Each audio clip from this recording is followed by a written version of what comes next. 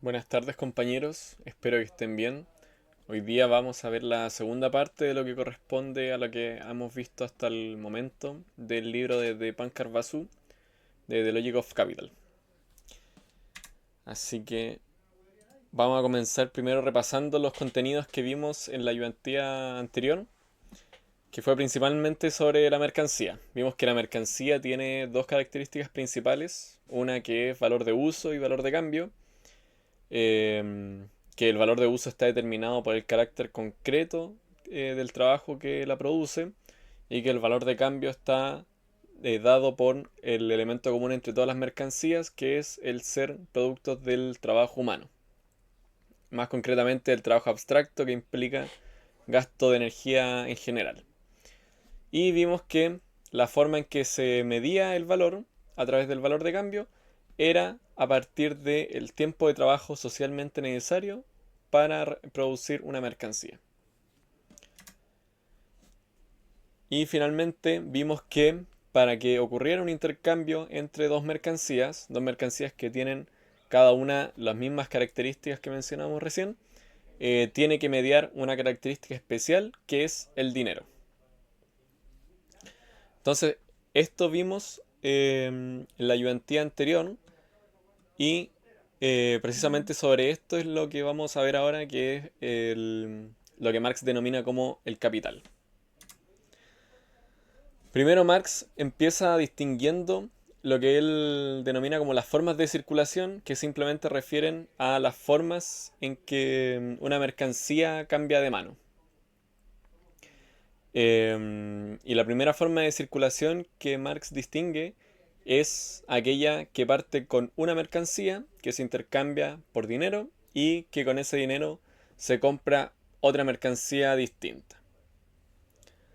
Entonces, por ejemplo, esto implica que si yo soy un productor de sillas, puedo producir una mercancía, una silla, vender esa silla, obtener dinero a cambio y con ese dinero puedo comprar comida a alguien que sea un productor de comida, a un productor de alimentos. Por eso que el objetivo de esta forma de circulación, menciona Marx, es la de satisfacer necesidades. Si yo soy un productor de silla, entonces asumo que no puedo producir comida y por ende la forma en que puedo satisfacer mi necesidad es a través de el dinero. La segunda forma de circulación que distingue Marx es aquella que empieza al revés, que empieza con el dinero. Entonces yo tengo una cierta cantidad de dinero, compro una mercancía y luego la vendo para obtener dinero. Eh, a primera vista y para Marx también, uno se da cuenta que en principio no tendría sentido este proceso, porque si ya tengo dinero en un inicio, entonces no es necesario que ese dinero pase a ser una mercancía para luego tener la misma cantidad de dinero que tenía. En ese caso, si voy a tener la misma cantidad de dinero, haría más sentido guardarlo que cambiarlo por una mercancía para luego tener la misma cantidad. Pero lo que ve Marx en esta forma de circulación es que de aquí se despliega lo que él llama el proceso del capital o la fórmula del capital. La fórmula del capital es muy parecida, empieza con dinero, se cambia por mercancía, pero luego, a partir de esa mercancía, se obtiene una cantidad de dinero distinta de la que había inicialmente, que es la que está simbolizada con una D con una comilla, que implica que es una cantidad distinta de la inicial. Y la finalidad de este proceso es obtener más dinero del que había inicialmente. Y la gracia de este proceso es que Marx se da cuenta de que no tiene ni un inicio ni un final. Como dice ahí, es un movimiento sin fin, porque cada una de las cantidades de dinero que se van obteniendo se pueden reincorporar al proceso como la cantidad inicial, de forma que, como sale en el dibujo, una cantidad de dinero se puede cambiar por una mercancía, luego esa cantidad, que ya es mayor, se puede cambiar por otra mercancía para tener más dinero y así sucesivamente.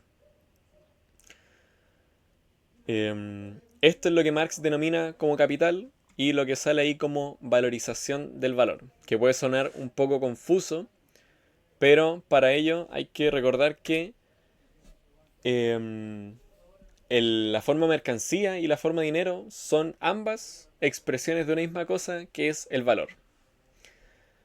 Em, entonces hay que recordar que, en primer lugar, el dinero ya es una forma específica de la mercancía, es una mercancía específica, y también hay que recordar que la mercancía es una forma objetivada del valor.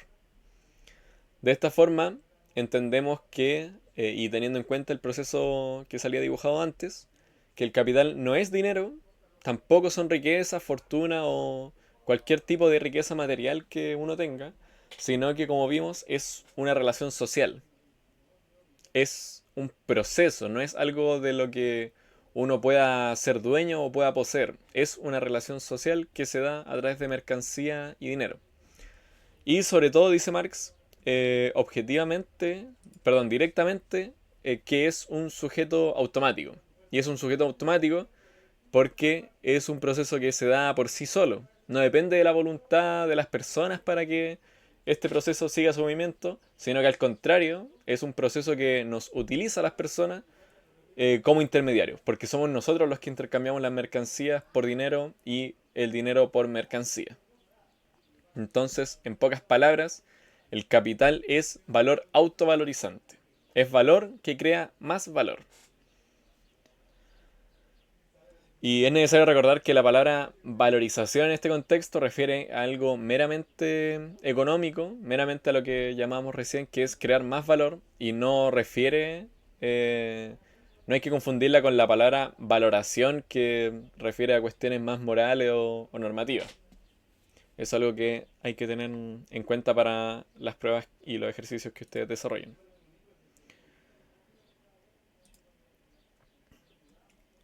Bueno, y aquí vamos a ver que Marx denomina esta cantidad extra de dinero como plusvalor, simplemente por el hecho de que es más valor del que había inicialmente. Y cuando Marx se pregunta por cómo se produce este plusvalor, se da cuenta de que no puede ser simplemente por el hecho de comprar barato y vender caro, porque él dice que no es así como funciona la totalidad del capitalismo. No puede esa lógica explicar la totalidad de relaciones que dan origen al sistema capitalista. Y aquí Marx elabora un argumento diciendo que si todos hiciéramos eso, de comprar barato y vender caro, entonces todos perderíamos dinero al comprar y lo recuperaríamos al vender. Lo que haría que como sociedad, entre todos nosotros, estemos continuamente compensando las sumas de dinero que perdemos y las sumas de dinero que ganamos.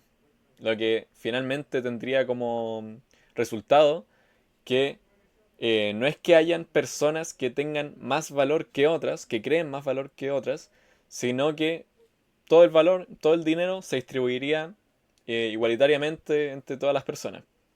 Por el simple hecho de que no se está produciendo más, sino que se está repartiendo de forma desigual, pero que terminaría en una igualdad de dinero.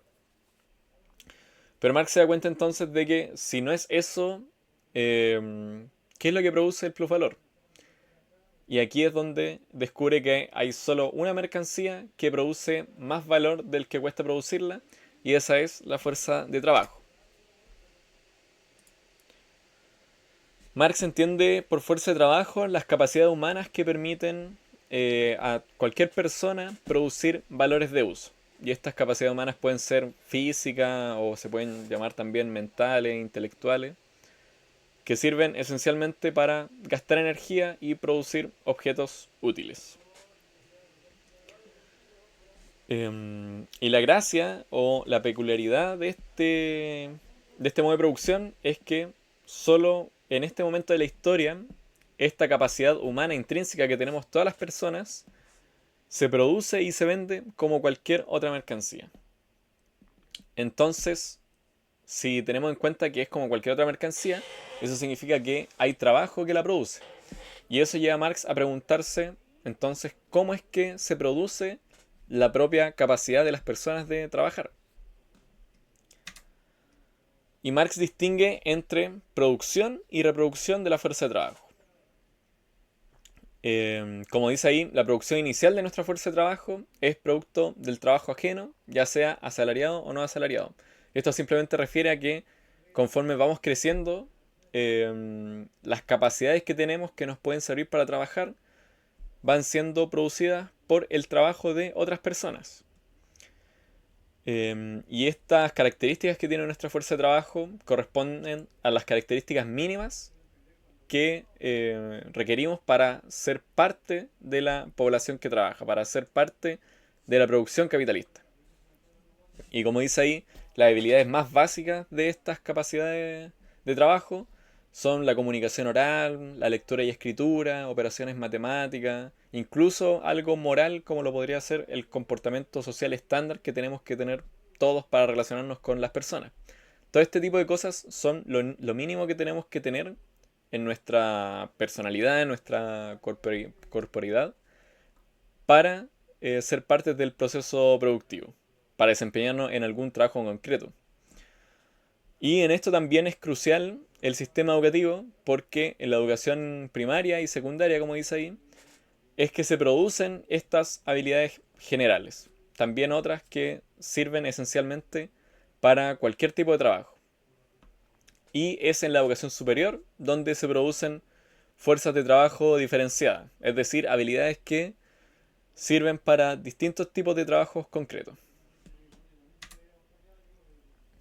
Y por otra parte, la reproducción de la fuerza de trabajo corresponde a la mantención de estas capacidades. No es la producción originaria, sino que es la mantención continua y permanente de estas habilidades.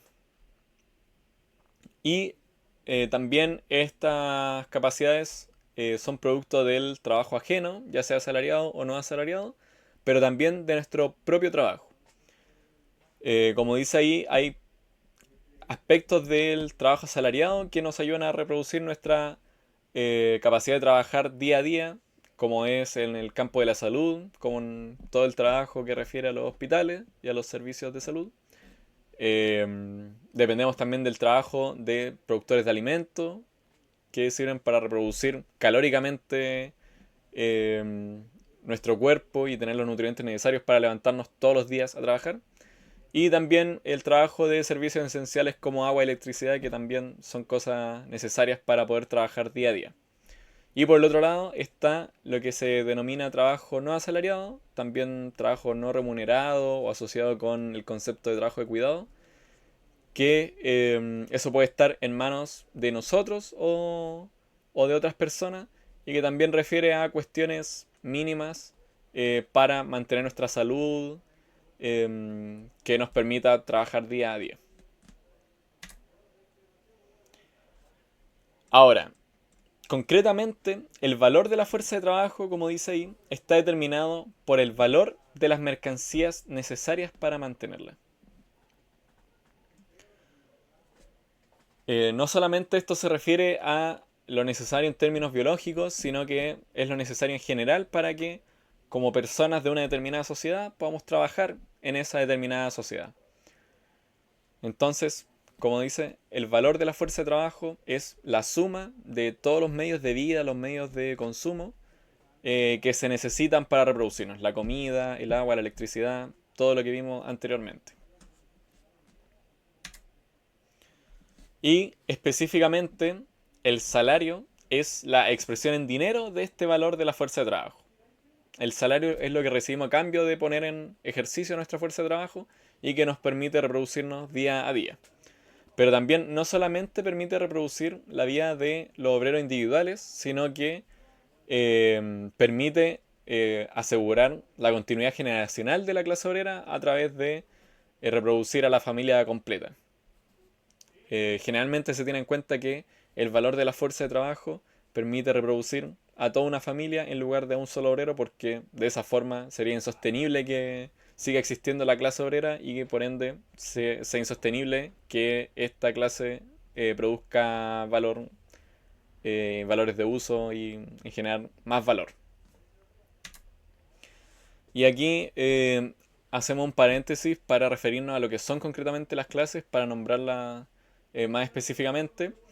Y decimos que la clase obrera son todas las personas que viven de su fuerza de trabajo, que la ponen en venta para obtener un salario y con ello reproducir su vida y la de su familia. Y la clase capitalista son todas las personas que viven y reproducen su vida a costa del capital del que son dueños o del capital que ellos impulsan. Ahora vamos a ver lo que concretamente Marx llama como la explotación. Teniendo en cuenta lo que hablamos del salario, el valor de la fuerza de trabajo y todo eso, tenemos la siguiente pregunta. Si el salario de un trabajador son $100 o la moneda que sea, significa entonces que el valor de lo que produce, la mercancía, en precio también corresponde a esa misma cantidad. Y lo que Marx respondería es que esto no puede ser así, porque de serlo entonces, el capitalista, el dueño de los medios de producción, de la fuerza de trabajo, no ganaría nada en este proceso. Simplemente el trabajador tendría lo necesario para reproducir su propia vida y no habría dinero extra disponible que se pueda llevar otra persona ajena al trabajo que se está desempeñando. Entonces, Marx define que el plusvalor es producto del trabajo no pagado durante la jornada laboral. O sea que si un obrero trabaja 10 horas, entonces con 8 de esas 10 horas se produce su salario y con las horas restantes, con las 2 horas restantes, se produce una ganancia extra para el capitalista. Entonces el plusvalor es esta parte de la jornada laboral que produce más que los medios de vida que corresponden para la reproducción de la fuerza de trabajo del obrero y que el capitalista se lleva como ganancia. Y a partir de esta definición es que Marx determina que la fórmula para calcular la tasa de explotación es el plusvalor dividido del salario. O sea que esto indica que mientras más grande es el plusvalor respecto al salario, entonces mayor es la explotación del obrero.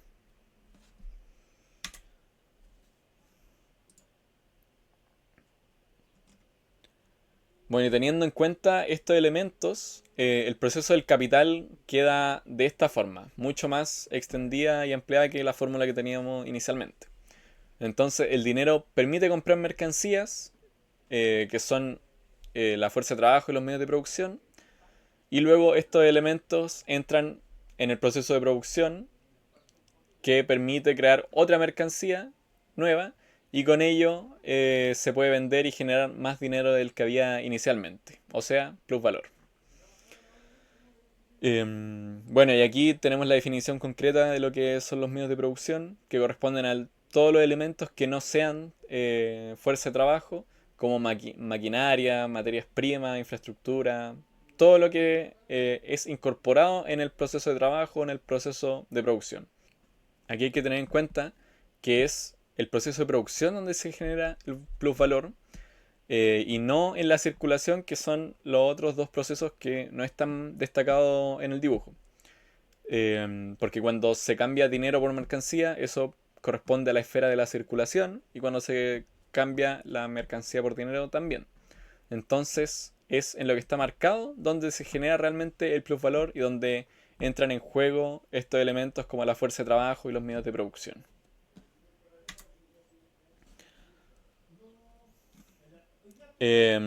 Aquí Marx introduce otros conceptos que son importantes, que simplemente resumen lo que llevamos hablando, que uno es el capital constante, que corresponde al valor de los medios de producción que finalmente se transfieren a la mercancía producida, que no hacen acrecentar el valor, sino que lo mantienen, lo distribuyen.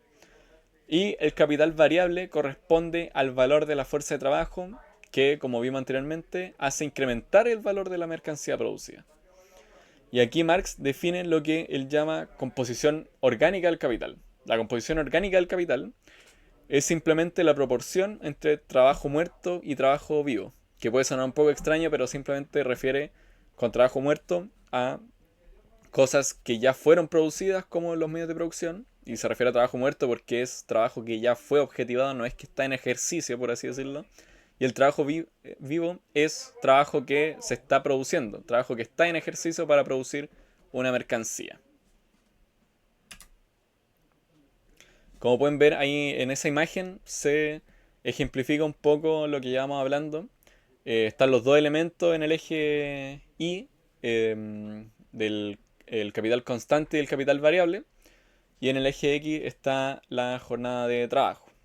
Como pueden ver, hasta cierto punto la jornada de trabajo considera el tiempo pagado, o sea, el salario que recibe el trabajador, y luego de eso ya es tiempo no pagado, que es donde se genera ese incremento de valor que da origen al plusvalor o plusvalía, que es lo que el capitalista se lleva como ganancia.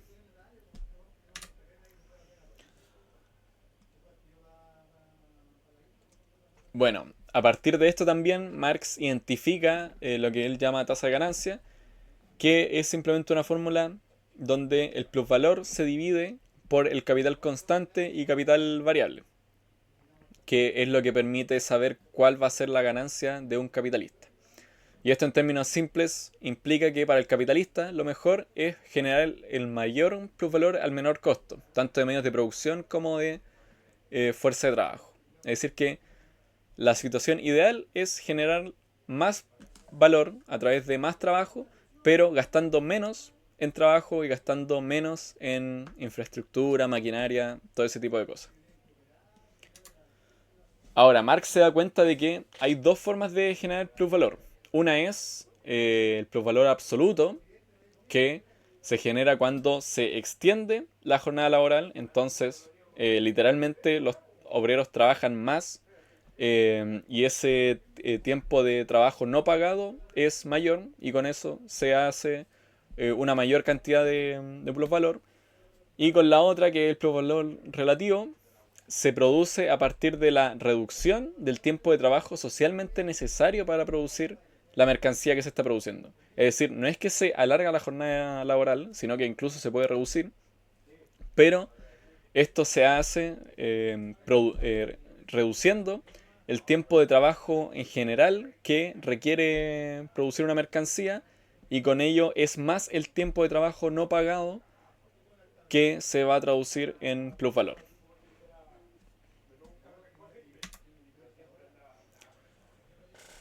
Bueno, ahora pasamos a lo que Basu denomina como cambio tecnológico y él define el cambio tecnológico como la disponibilidad de nuevas técnicas de producción que sirven al capital. Y aquí hace un hincapié en algo muy importante que es necesario tener en cuenta siempre, que es que en el capitalismo todo cambio tecnológico está orientado hacia la maximización de las ganancias. Entonces pueden haber cosas precisamente que pueden, innovaciones tecnológicas que podrían perfectamente estarse produciendo en pos de la humanidad y del bienestar social, pero en el capitalismo, dado que está todo regido por una lógica de la ganancia, solo se incentivan los cambios tecnológicos que permiten producir más ganancias.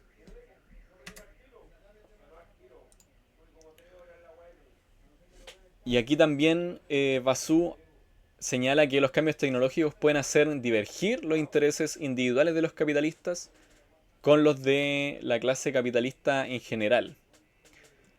¿Por qué? ¿Por qué puede pasar que el interés de un capitalista sea totalmente distinto al de la clase capitalista en general?